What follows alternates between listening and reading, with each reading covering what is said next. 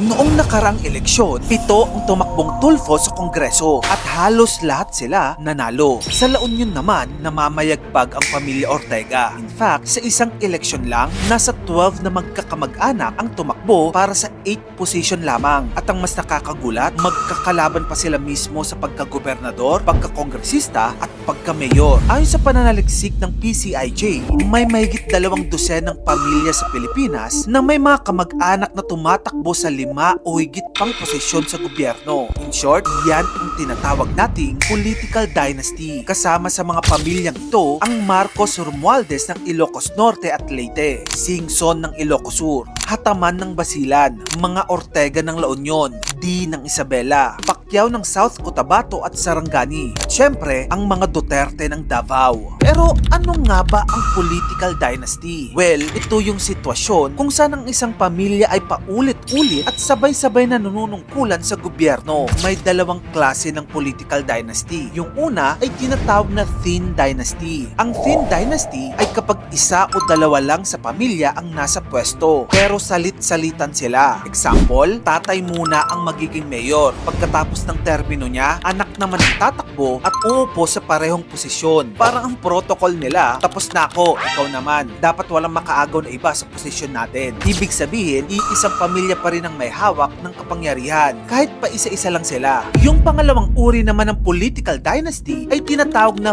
fat dynasty. Ito, mas delikado. Ang fat dynasty o tinatawag ring obese dynasty ay kapag sabay-sabay na nasa pwesto ang magkakamag-anak. Halimbawa, yung tatay, governor, yung nanay, mayor, tapos yung anak, congressman, hindi yung kapatid, vice mayor. Isipin mo yon, isang pamilya lang, 4 na ang posisyon sa gobyerno. Para silang nasa laro kung saan sila rin ang player, referee at scorekeeper. Sila ang nagdedesisyon, sila rin ang nagbabantay sa isa't isa. Pero bakit mas malaking problema ang fat dynasty? Well, mas mahirap hulihin ang mali dahil magkakamag-anak ang nagbabantay sa isa't isa. Mas nagiging posible ang corruption, kickbacks, overpriced projects, ghost employees at iba pa. At dahil nga magkakampi sila, mas konti lang ang kumukontra at iilan lang ang may hawak ng kapangyarihan. Pero alam mo ba ang mas nakakalokang fact? 38 years na wala pa rin tayong batas para solusyonan ang problemang ito. Sa konstitusyon kasi natin,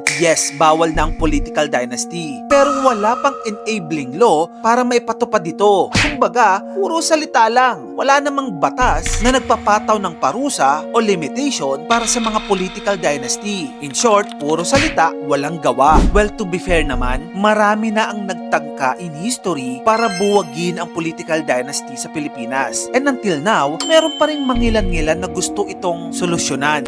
Pero alam niyo ba, 38 years na wala pa rin tayong batas. That's why we filed the Anti-Political Dynasty Bill. Posible bang mapasa ito? May 4 na senador at iilang kongresista na naghain din ng kaparehong panukalang batas. Nag-commit na rin ang mismong Speaker of the House na ipapasa ito. At hindi lang yan. Sa SK Reform Law na pinasa ng akbayan, bawal ang political dynasty. Kaya alam natin na kaya to. Yun na nga mga kamag-ano, hindi lang ito usapin ng apelyido o pangalan. Ito ay usapin ng demokrasya, representation, at pag-asa ng bayan. Kung iilan lang ang magkakapamilya ang laging nananalo, pare-parehong apelyido, baka hindi natin nakukuha ang talagang pinakamagaling at pinakakailangan nating leader. Kaya kung gusto mo ng totoong pagbabago sa sistema, malaking parte rito ang boto mo at kung sino ang pinipili nating namumuno. Kung gusto mo pa na mag-ito pang klaseng content, dito lang yun sa channel ko, kaya follow ka na. Mag-subscribe ka na rin sa aking YouTube channel. Yun lang, maraming salamat sa panonood mga kamag-ano.